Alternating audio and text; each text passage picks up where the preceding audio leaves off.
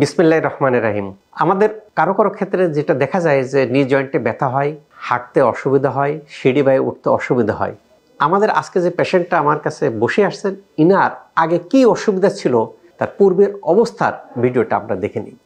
দুই হাঁটুতে ব্যথা, বাতজনিত ব্যথা, এটা আজকে 17-18 বছর যাবতীয় ব্যথা এবং অনেক রকমের ট্রিটমেন্টই আগে আর কি হয়েছে এবং এই ট্রিটমেন্টগুলো থেকে যে ফল পাওয়া গেছে সেগুলো খুব স্বল্প মেয়াদি, মানে কিছু সময় হয়তো ভালো থাকে কিন্তু তারপর ওই সময়টা যখন পার হয়ে যায় আবার ব্যথাটা হচ্ছে কি ফেরত আসছে। মূলত হচ্ছে বাতজনিত সমস্যা এবং এটা অনেক জায়গাতে মানে ট্রিটমেন্ট করা হয়েছে।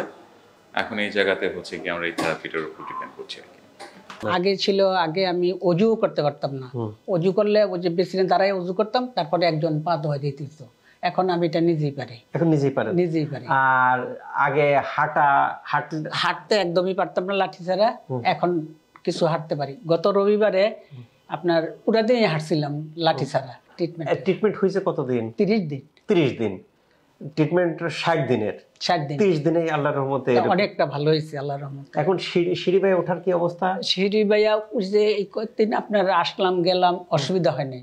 কালকে হয়েছে কি, ড্রাইভার গেছিল বাড়িতে, বলে জানে আমাদের, তা আমি তো নিচে নেমে গেছি, দেখি এখন সবজি সে আসতে আসে, পরে আবার উপরে উঠতে চাইলাম, উপরে উঠছি আবার নামছি, তার জন্য একটু ব্যথা হয়েছিল। কিন্তু এখন পারা যাচ্ছে? এখন পারা যাচ্ছে, আগে পারা যেত না।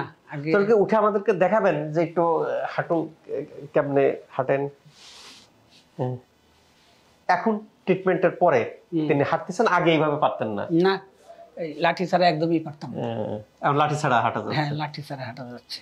আর একটা যে হাঁটু ভাঁজ করা, না? হ্যাঁ, হাঁটু ভাঁজ করতে পারি।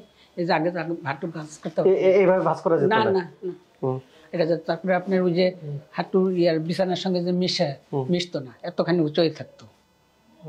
আচ্ছা, তারপরে ধরেন একটা বাচ্চা কোলে নিতে পারতাম না। আমার একটা ছোট নাতিন আছে, ওইটা আইসাই বলবো নে, এরকম করে কালকে আমি উঠাই নিছি, উঠাই নিয়ে এখন আমার বলে লাঠি নিয়ে হাঁটতে, আজকে এখন না, হ্যাঁ বাবা তারপরে নিয়ে গেছে। আজকে আবার সকালবেলা কোলে নিচ্ছি, আমার মেয়ে দেখে কয় রিমাইন্ডার, কয় তোমার এত উন্নতি হয়েছে। আগে বাচ্চা কোলে নিতে পারতাম না, না, আমি তো এতখানি উপরে হইতে পারতাম না, এখন পারি আল্লাহর রহমতে। আল্লাহর অশেষ রহমতে এই জাতীয় জটিলতাগুলি শশী হাসপাতালের ডায়াগনোসিসটাকে কনফার্ম করা হয়।